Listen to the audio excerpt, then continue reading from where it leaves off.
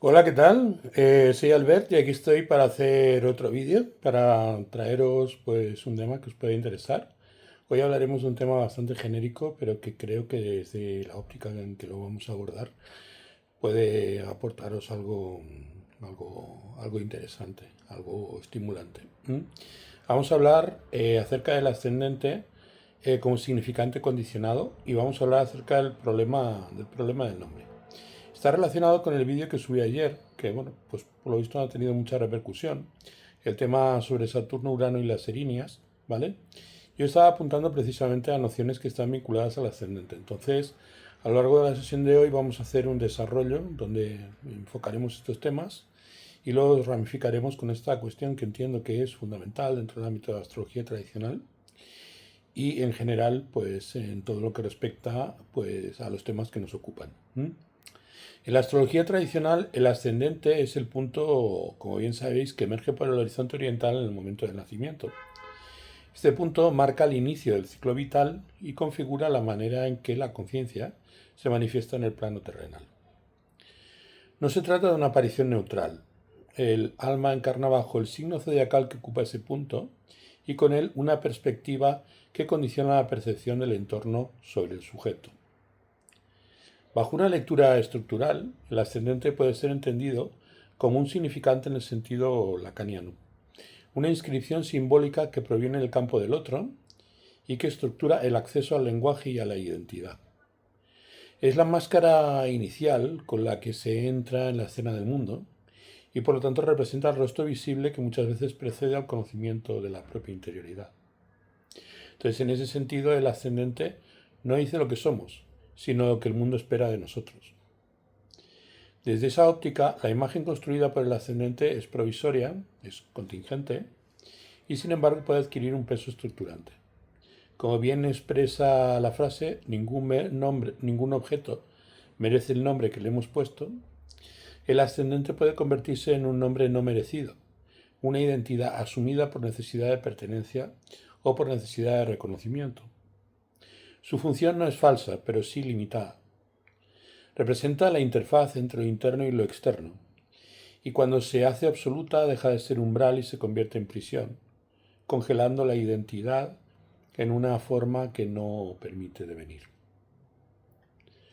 En el sistema de casas astrológicas, las casas sucedentes y cadentes del ascendente revelan funciones auxiliares y de contraste en relación con dicho lugar. La segunda casa, que es una casa sucedente, proporciona los recursos necesarios para sostener la forma que se presenta al mundo. Y esa casa representa tanto los bienes materiales como los valores subjetivos que usamos para mantener coherencia entre lo que parecemos ser y lo que necesitamos preservar. Así, la segunda casa revela no solo lo que tenemos, sino aquello que necesitamos consolidar para sostener nuestra imagen proyectada. La casa 2, por lo tanto, representa el sustento, la acumulación, la repetición de hábitos, la seguridad material y emocional que permite sostener una identidad estable. Todo eso pertenece a la segunda casa. Sostener una máscara también tiene un costo, y la casa segunda habla de los recursos psíquicos y simbólicos que mantenemos activos para responder a la imagen del ascendente. Una cosa que hemos comentado y desarrollado muchísimas veces en logos y que hemos explicado de muchas maneras. La casa 12, en cambio, representa la disolución, el olvido y la represión. Al ser una casa cadente respecto del ascendente, no sostiene la forma, sino que señala su límite. Lo que la máscara oculta, lo que ha sido expulsado del campo del yo visible, se acumula en el lugar duodécimo. Y es allí donde se depositan las pulsiones reprimidas, los temores, los patrones inconscientes y todo lo que el sujeto no puede integrar dentro de su identidad construida. En esta zona habita el daimon no reconocido, lo que podría ser potencia, pero se transforma en sabotaje si no es escuchado. La casa duodécima contiene los residuos del imaginario, los errores del simbólico y los retornos del real. Desde allí emergen síntomas, fantasmas, sueños y también la posibilidad de una transformación radical. Este esquema puede articularse con las tres instancias estructurales del sujeto según Lacan. El imaginario, que se vincula con la imagen narcisista del yo, reflejada en el ascendente. el simbólico, que codifica esa imagen dentro de un marco social y lingüístico más amplio, y el nivel de lo real, que irrumpe desde la casa 12 como lo no representable, lo no simbolizable y aquello que insiste y desborda toda forma. Entonces el ascendente queda tensionado entre lo que debe sostener y lo que debe olvidar o reprimir. Es decir, queda tensionado entre lo que debe sostener la casa 2 y lo que debe olvidar o reprimir la casa 12. Cuando esa tensión no se trabaja, cuando el yo se aferra a la forma, la estructura entra en conflicto y por lo tanto el sujeto se convierte en prisionero de su imagen. En la cosmogonía griega, Urano es el cielo primordial, lo que estábamos hablando ayer. El principio vertical que fecunda la tierra, representada por la diosa tónica Gea. Representa la fuerza del imprevisto, lo visionario, lo que irrumpe sin aviso y lo que orienta hacia el porvenir. Saturno, que es Cronos, su hijo, lo castra con una hoz para instaurar el tiempo, el orden, la secuencia, algo que nace en el ascendente, algo que emerge de las sombras. Esta acción funda el universo tal y como lo conocemos, limitado, estructurado y predecible, pero esa estructura se basa en una mutilación. En la carta natal, esa escena mítica se traduce en la relación entre Urano y el ascendente. Urano representa el impulso a elevarse hacia el Mesuranos, nombre helenístico del medio cielo, que literalmente significa el medio de Urano. Quiere decirse que lo que observamos en la casa décima, en la undécima como casa sucedente y en la novena como casa cadente, es el orden en el que se estructura el medio en el cual se realiza la promesa uraniana. Es el ámbito de Urano, es el reino de Urano, es el medio en el que Urano ejerce su papel. Es donde nosotros nos encontramos con nuestro destino y por lo tanto es el espacio al que tendemos por vocación. Y por eso la casa décima está relacionada con el albedrío. Saturno, por su parte, impone límites. El medio cielo es la culminación diurna, es el punto más alto visible y es donde el alma busca realizarse. Urano es un motor vertical y anhela ese ascenso. Puede ser Saturno quien estructura la ascensión o quien la reprime. Cuando actúa como castrador, Saturno impide que el impulso vertical se realice. En el plano psíquico eso ocurre cuando el deseo es amputado por el miedo, la norma, la repetición o el mandato. Ayer cuando estábamos hablando en clase, yo comentaba que donde nosotros tenemos a Saturno en la carta es el lugar donde buscamos nuestra autarquía. Saturno ya lo hemos comentado y era pues muy importante definirlo antes de entrar en estas cuestiones. Está relacionado con la ley que se aplica. La ley es Acuario y su aplicación es Saturno. Entonces, el punto es que la ley se encarna en nuestra carta, es decir, donde se manifiesta Saturno. Si lo tenemos en el ascendente, buscamos esa estructuración, esa autarquía, por ejemplo, en el escenario de nuestra propia identidad ante los ojos del mundo. Si, por ejemplo, lo encontramos en el 10º lugar, esa autarquía la buscamos en el ejercicio de nuestras responsabilidades y en la búsqueda de nuestros fines más amplios. Si lo encontramos en la casa séptima, pues en las contingencias que puedan surgir a lo largo de la vida. Y si en el 8º, pues en aquello que debemos proveer para poder satisfacer los compromisos que debemos enfrentar en la vida. Allí, si Saturno se encuentra, es donde nosotros vamos a buscar precisamente el ejercicio de la ley universal y por lo tanto el punto en donde pretendemos alcanzar pues nuestra propia autarquía.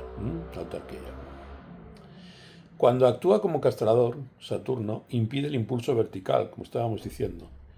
En el plano psíquico eso ocurre cuando el deseo es amputado por el miedo, por la norma, la repetición o el mandato.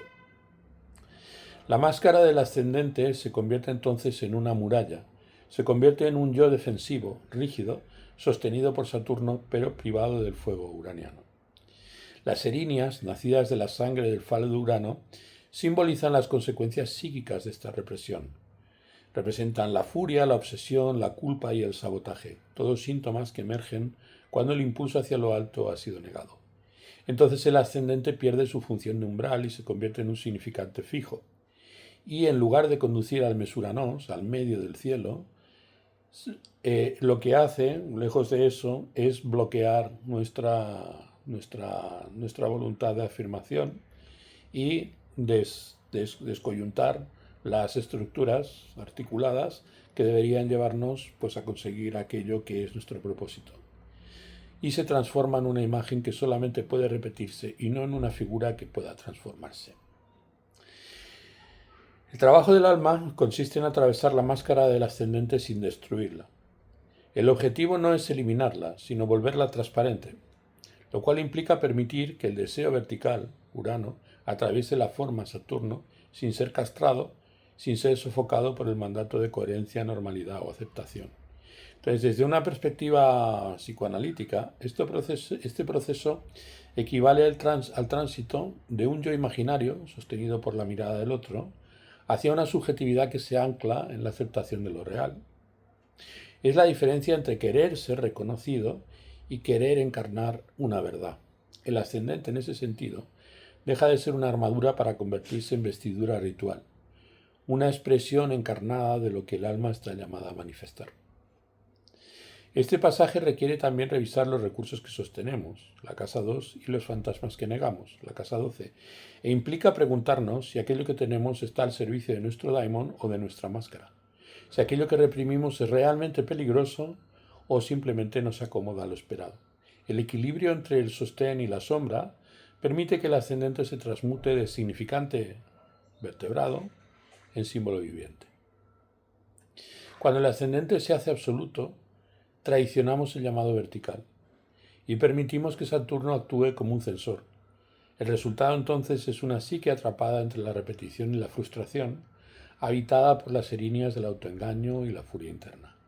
Pero si trabajamos los polos simbólicos que lo rodean, el sostén material de la casa 2 y el abismo inconsciente de la casa 12, el ascendente puede convertirse en una forma encarnada del alma, no como un disfraz, sino como un emblema. Desde la perspectiva del nudo de lo real, lo simbólico y lo imaginario, la imagen deja de estar esclavizada por el imaginario cuando se articula de un modo simbólico, es decir, referida a un orden interno y colectivo, pleno de sentido, y se deja atravesar por lo real, por lo que no puede ser dicho pero sí puede ser vivido. Ese es el punto en el que el ascendente deja de ser solo una representación y se convierte en la cifra visible del destino invisible. Y allí comienza el camino hacia el medio cielo, no como una ambición ególatra, sino como la consumación del impulso más íntimo, de elevar lo particular hacia su forma más alta, sin renunciar a la verdad universal. Entonces, no se me ocurre emplear más palabras para definir todas estas cuestiones. También he descubierto que probablemente la mejor manera sea ilustrarlo a través de vídeos cortos. Entonces, esperando que este vídeo pues haya aportado cosas nuevas o por lo menos enfoques que os lleven a meditar, ¿vale? Pues me despido y nada, espero que dentro de muy poco pues podamos hablar. Y nada, emplazo a los que me escucháis, que estáis en Logos, de acuerdo pues a la clase de hoy. Tenemos clase prácticamente 5 días a la semana, de 2 horas, como bien sabéis, y por lo tanto en ese sentido pues tenemos una interacción que es muy continua y por lo tanto muy satisfactoria. A los que no formáis parte de Logos, pues también os mando un abrazo, también formáis parte del club silencioso y por lo tanto también ocupáis un lugar muy importante en mi corazón, sobre todo en estos últimos tiempos, porque realmente le estoy dedicando bastante tiempo pues a publicar estos vídeos. Sin más me despido y bueno, pues mañana vamos a tener más. Algo se me ocurrirá que explicar al respecto de todas estas cuestiones que llenan muchas veces pues mi carácter de cavilaciones, ¿no? Hasta mañana.